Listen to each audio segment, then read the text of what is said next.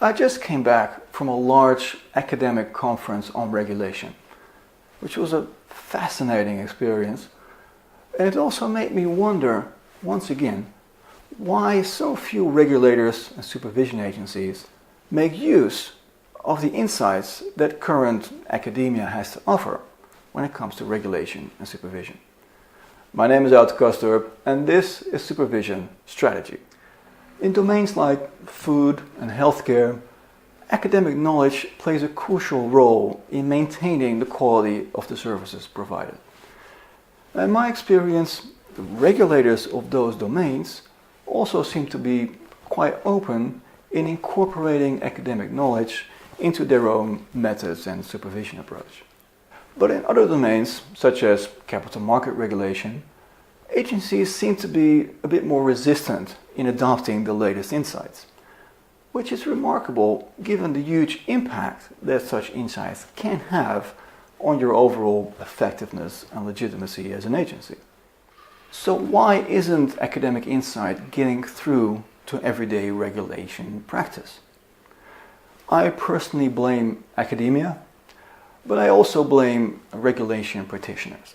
So if you're in one of those groups, please don't get defensive, but rather think with me what we can do to further improve the situation.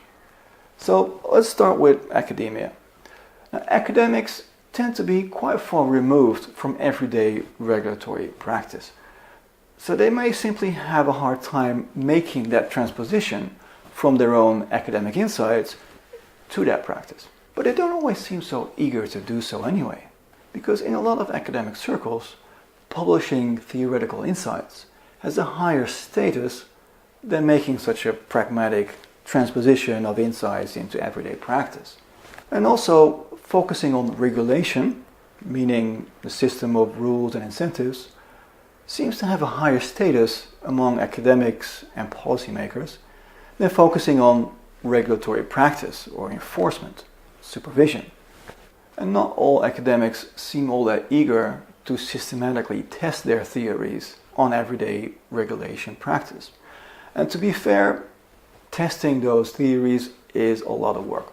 So I'm currently conducting some academic research alongside my consultancy work, and collecting the data and analyzing them systematically takes up a lot of my time.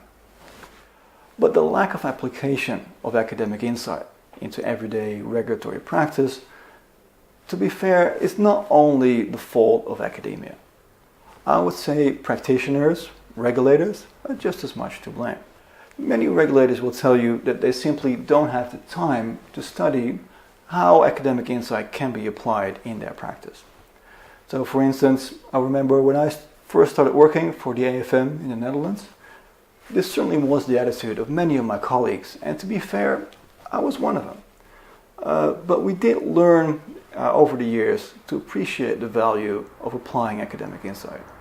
Regulators also tend to be relatively conservative or risk averse. So adapting your supervision approach in light of the latest research results may seem more risky than simply doing what you did last year.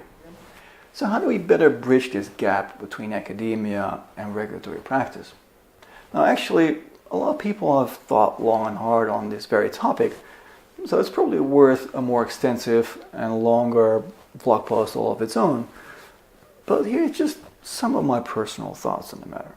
So you might think big. So for instance, in the Netherlands, you have several extensive joint ventures between healthcare academia and practitioners, which are focused specifically on bridging this gap.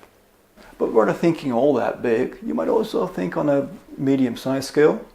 For instance, by asking employees of a regulator to conduct academic research, like the AFM has asked me in the past, or systematically attending conferences, sharing employees on an internship basis between academia and regulatory practice. There's many things you could think of. But you could also start by thinking quite small. So on the side of academia, any college faculty relevant to regulation might challenge their employees to go out, pick one academic insight and go and present that to a regulator of their choice within their country.